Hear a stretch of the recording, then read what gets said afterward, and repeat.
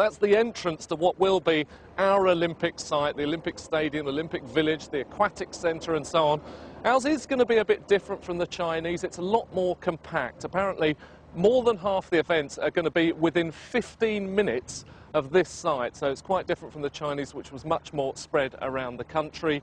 So far, they are a little bit ahead of schedule, but it's costing a lot more than they ever thought. Are they going to be ready? The big question, can we live up to the Chinese example?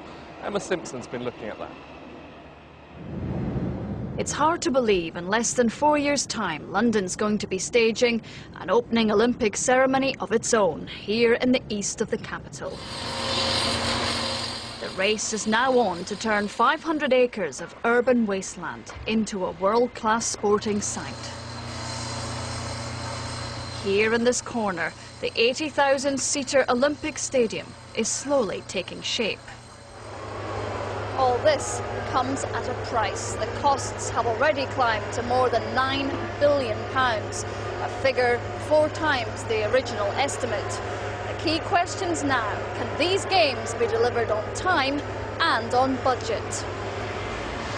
The man in charge of getting everything built told me they would be ready by 2012.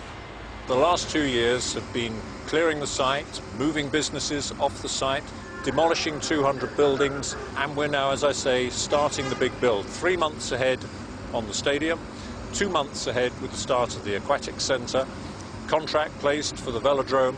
It's going well. Can you do it? We can do it. We will do it. The transformation's been rapid, but there's a long way to go. And as the buildings begin to rise, so will the pressure to make our 2012 Games a success. Emma Simpson, BBC News, Stratford. So some fantastic pictures of what it looks like now. Here is an impression of what it will look like. The 80,000-seater stadium, the Aquatic Centre. It actually looks very, very spectacular, regenerating a huge part of East London. So, those are the buildings. So far it's all looking good, although no one's quite sure what's going to happen with the credit crunch and raising money and so on. But so far, all the signs are good. What about the athletes? As Mike said, he's going to be here in about 30 minutes' time to talk through what medal hopes we've got. We've done so well in China, haven't we? Coming 4th, that's what we were supposed to do in London. And they're now going to up that bid and say we're going to come 3rd. Mike's going to be looking at